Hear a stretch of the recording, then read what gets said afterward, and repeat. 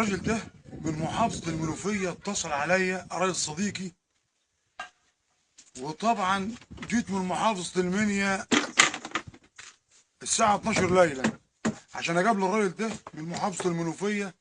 الراجل ده عنده أراضي، ومن ضمن الأراضي فيها 10 أفدنة اتفتح فيها شرخ.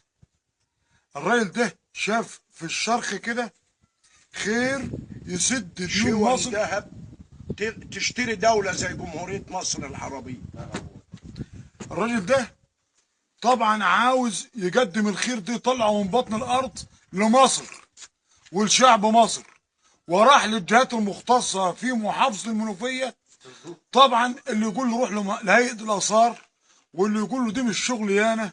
والراجل ده طالب حاجه بس ان هو يقول اخد 10% من قيمة الذهب من قيمه الذهب اللي بعد ما هو. يطلعوا، ما باخدش حاجة مقدم، بعد ما يطلعوا يصرفوا لي من كل دفعة 10%. طبعا الراجل ده ما يضمنش غير الرئيس عبد الفتاح السيسي، هو اللي يملك يديني قرار جمهوري بان لي 10%. الراجل ده تحت الارض عنده يعني شون ذهب. مش كلام، ولا انتوا عارفين لما نطلع اي حاجه على الفيسبوك كده. شون ذهب في مساحة من 500 فدان ل 1000 فدان.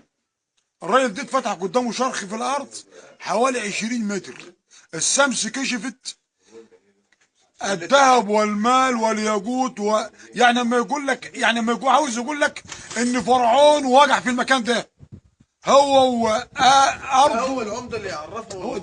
قول انت خش عليه بالكاميرا. اتفضل يا عمده.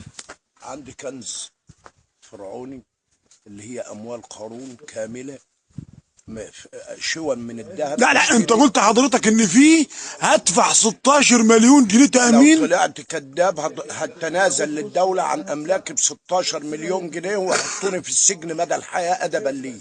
طلعت صادق يتصدر لي قرار من رئيس الجمهوريه قبل ما اوريهم بان لي 10% من قيمه الذهب، ويتصرف لي مكافأة فورية بعد ما يطمنوا على الذهب والآثار الفرعونية. يتصرف لي مكافأة 16 مليون جنيه.